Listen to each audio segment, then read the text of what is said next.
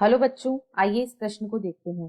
Passive immunity का अर्थ है वह इम्यूनिटी जो विकल्प ए जनकों द्वारा वंशानुगत होती है, विकल्प बी टीकों द्वारा प्राप्त की जाती है, विकल्प सी रोग के प्रथम एक्सपोजर से द्वारा प्राप्त की जाती है या विकल्प डी किसी अन्य जंतु के प्रचुर एंटीबॉडीज वाले सीरा से प्राप्त की जाती है।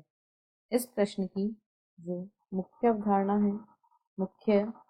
अवधारणा वह है passive passive immunity passive immunity जिसे निष्क्रिय प्रतिरक्षा कहा जाता है। हमारे शरीर की जो प्रतिरक्षा प्रणाली होती है वह दो प्रकार की होती है, एक्टिव इम्यूनिटी या सक्रिय प्रतिरक्षा तथा निष्क्रिय प्रतिरक्षा या पैसिव इम्यूनिटी। जब बने बनाए एंटीबॉडी या प्रतिरक्षी जब बने बनाए एंटीबॉडी या प्रतिरक्षी को एक जीव से दूसरे जीव में स्थानांतरित किया जाता है, एक जीव से दूसरे जीव यानी एक व्यक्ति से दूसरे व्यक्ति में स्थानांतरित किया जाता है तो इसे निष्क्रिय प्रतिरक्षा कहा जाता है। इसमें जो तरल प्रतिरक्षा होती है जो कि एंटीबॉडीज द्वारा निर्मित होती है, उसे किसी अन्य जंतु के एंटीबॉडीज वाले सीरा से किसी अन्य जंतु में स्थानांतरित किया जाता है। इस प्रकार की प्रतिरक्षा ही निष्क्रिय प्रतिरक्षा कहलाती है।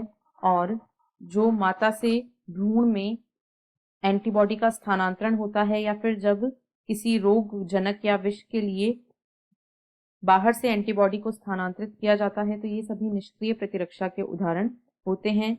इस प्रकार के प्रतिरक्षीकरण का उपयोग तब किया जाता है जब शरीर के लिए जब तुरंत प्रतिरक्षा की आवश्यकता होती है, जब शरीर को तुरंत प्रतिरक्षा की आवश्यकता होती है, यानी जब सक्रिय प्रतिरक्षा को विकसित करने के लिए समय नहीं बचता है, यानी इतना अधिक जोखिम होता है कि सक्रिय प्रतिरक्षा शरीर के द्वारा विकसित करने में जो समय लिया जाता है उतना इंतजार नहीं किया जा सके और तुरंत प्रतिरक्षा की आवश्यकता हो, तो इस प्रकार पैसिव इम्यूनिटी का उपयोग किया जाता है जहां पर बने बनाए एंटीबॉडी एक जीव से दूसरे जीव में स्थानांतरित किए जाते हैं। अब यदि विकल्पों को देखें तो विकल्प ए में कहा गया है जनकों द्वारा वंशानुगत होती है, यह पैसिव इम्यूनिटी जनकों द्वारा वंशानुगत नहीं होती है।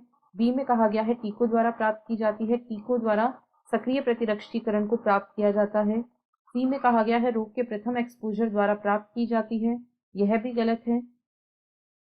डी में कहा गया है किसी अन्य जंतु के प्रचुर एंटीबॉडीज वाले सीरा से प्राप्त की जाती है, तो यह बिल्कुल सही है क्योंकि इसमें निर्मित या पहले से बने एंटीबॉडीज होते हैं जो दूसरे व्यक्ति में स्थानांतरित किए जाते हैं।